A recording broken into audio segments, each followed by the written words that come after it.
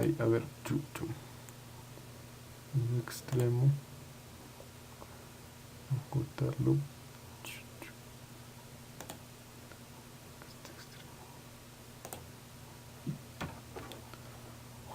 A ver.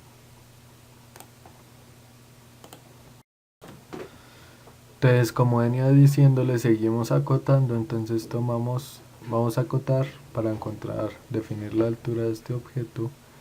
Entonces seleccionamos un punto, seleccionamos otro punto y obtenemos la respectiva cota, una cota de referencia. Ahora hallamos otra cota para especificar mejor la altura del objeto, y si es necesario pues introducimos en las cotas las tolerancias con sus respectivos símbolos. Entonces más o menos una tolerancia del 0.02, y podemos hacer lo mismo en este tramo. Seleccionamos el símbolo de tolerancia y insertamos la tolerancia de 0.02 o la cantidad para la que está diseñada la pieza, y teniendo esto ya es definitivo, o se puede definir la pieza totalmente. En esta pieza se puede realizar un corte, y ese corte lo podemos hacer en la vista superior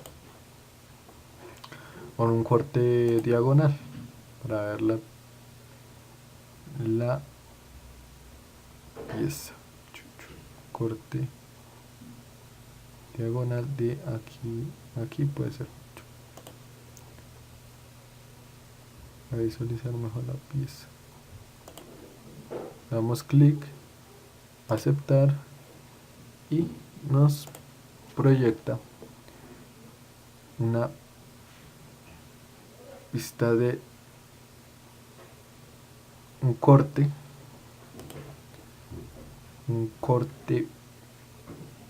diagonal de la vista superior. Entonces seleccionamos la vista, opciones con clic derecho y alineación, romper alineación, y la trasladamos a una mejor parte del plano. Entonces sección AA, y obviamente en la vista superior va a aparecer las líneas de corte con su respectivo nombre o indicación de referencia. Y así principalmente es que se acota una pieza en SolidWorks. Cabe mencionar que cuando son diferentes tipos de cilindros, para tuercas, para tornillos o para diferentes cilindros, entonces la acotación se debe hacer con su profundidad, su diámetro mayor y menor, y si es una rosca pues especificar los ángulos que hay en la hélice o en la longitud del tornillo.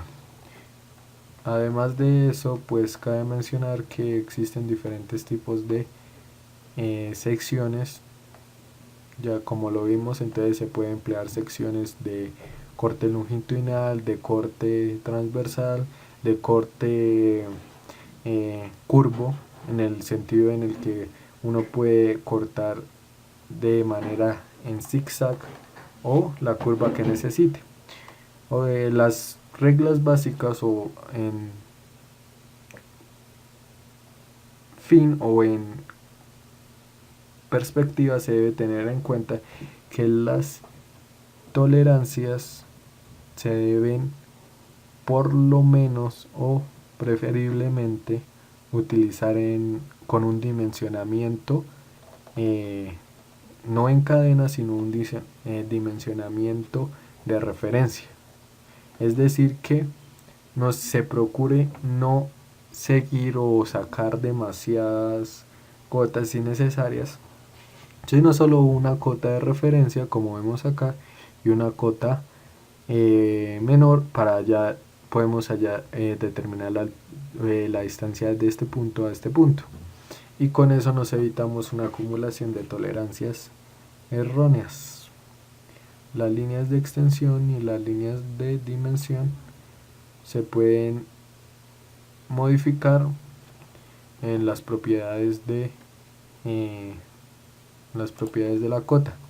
Por ejemplo, la cota se puede en líneas indicativas cambiar el grosor, cambiar el, digámoslo así, el, la, la altura de la flecha de la cabeza, y aquí se puede utilizar también cotas de punto. Las cotas de punto se utilizan para espacios o para acotar espacios demasiado pequeños en los que la flecha resulta muy grande y muy estorbosa para poder interpretar o leer el plano.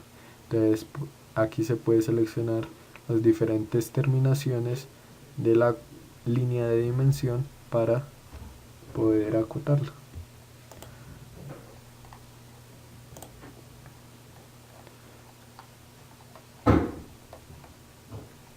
Eso es todo y gracias.